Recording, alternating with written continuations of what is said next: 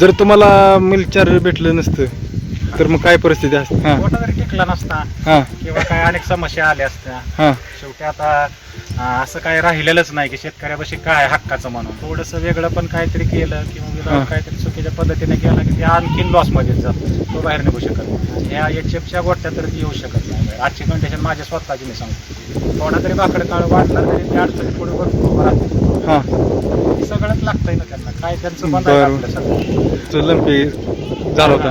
एका गायला जातो एक गाय नाही त्याला treatment नाही. आपल्याला लंपी हा आजार बी माहित नव्हता. हा फक्त लोकांचं ऐकून हा जाम झाली, हा केला एवढा खर्च झाला, त्यानं परत म्हणायला मस्टडी झालता. मग आपण विचारायचं बाबा झाला कवर, हो हा. झाला की.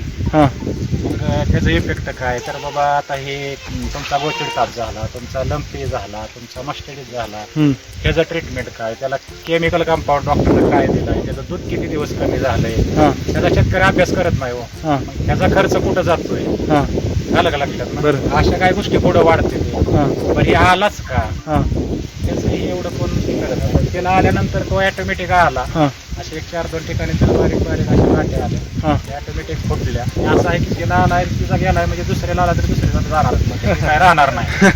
सगळ्यांकडे बघूनच ते म्हणते हा. असं म्हणजे त्यांना हेच वाटतं, हा. विशेष वाटतं. म्हणजे लंपी येऊन गेल्या सुद्धा कळा नाही. हा नाही कळालंच हा नाही. आणि दुधाची लेवल कमीच नाही हो. हा तिचं कुठलंच काय त्या गायचं कमी झालं. हा आता ते समजलं असतं तर मग ते सगळं थांबलं असतं ना. तर सरस थांबलं असतं, हा. रवत थांबला असता, हा. काय गोष्टी अजून बिघडल्या असत्या, हा. गाय बसली असती. बरोबर. पण तिला तिचं वाटलंच नाही काय. हा खाणं पिणंच कमी नाही तर दूध का कमी येईल. बर बर.